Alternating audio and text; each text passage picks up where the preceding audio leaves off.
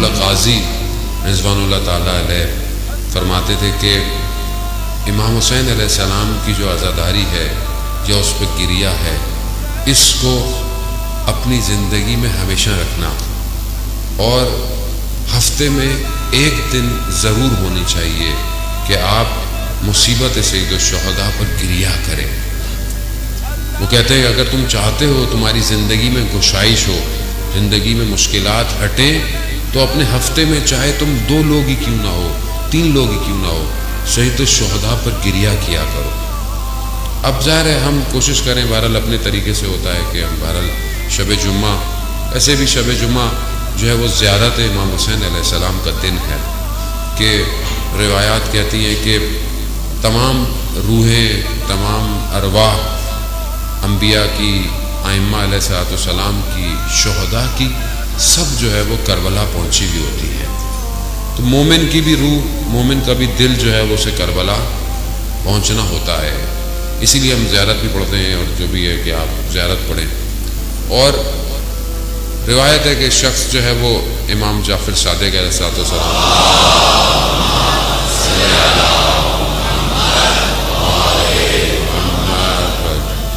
امام نے اپنے ایک شخص امام کی خدمت میں تھا، امام نے پوچھا تم ہمارے جد کی زیارت پہ جاتے ہو؟ کہا مولا جاتا ہوں۔ کہا روز جاتے ہو؟ کہا نہیں مولا روز تو نہیں جاتا۔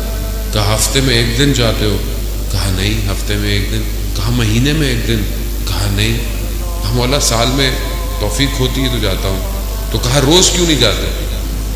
کہا مولا روز کیسے ممکن ہے کہ انسان وہاں زیارت پہ جائے؟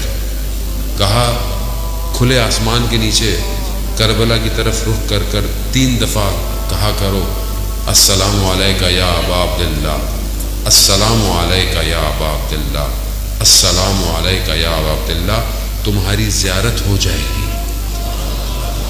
انسان دور سے بھی اگر امام کو سلام بھیجے تو اس کی زیارت ہو جاتی ہے۔ عزیزان محترم، یہ دوسری شرط ہے اس وادی میں داخل ہونے کی زیارت۔ پہلی چیز بقا ہے، گریہ ہے، کہ جو بہرحال ہمیں خدا توفیق دیتا ہے۔ دوسری چیز زیارت۔ زیارت ملاقات کو کہتے ہیں۔ زائر وہ ہے جو ملاقات کرنے جاتا ہے، مزمور وہ ہے جس کی زیارت کی جاتی ہے۔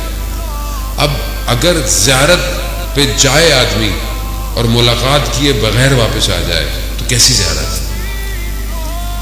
اب انسان اگر دور سے بھی زیارت کرتا ہے تو اس کا اصل ہدف ملاقات ہے۔ کیا میری امام سے ملاقات ہو پاتی ہے؟ کیا میں امام سے ملتا ہوں؟ کیا میں امام تک پہنچتا ہوں؟ اب ظاہر ہے اس میں یہ ضروری ہے کہ انسان اپنی ظاہری آنکھ سے امام سے ملاقات کرے، اپنے وجود سے اپنے امام تک پہنچنا کمال ہے۔ آپ دنیا میں کہیں پہ بھی ہوں، آپ اگر امام کی طرف متوجہ ہیں تو اس وادی میں داخل ہوں گے کہ جس وادی کا میں نے آپ کو ذکر کیا۔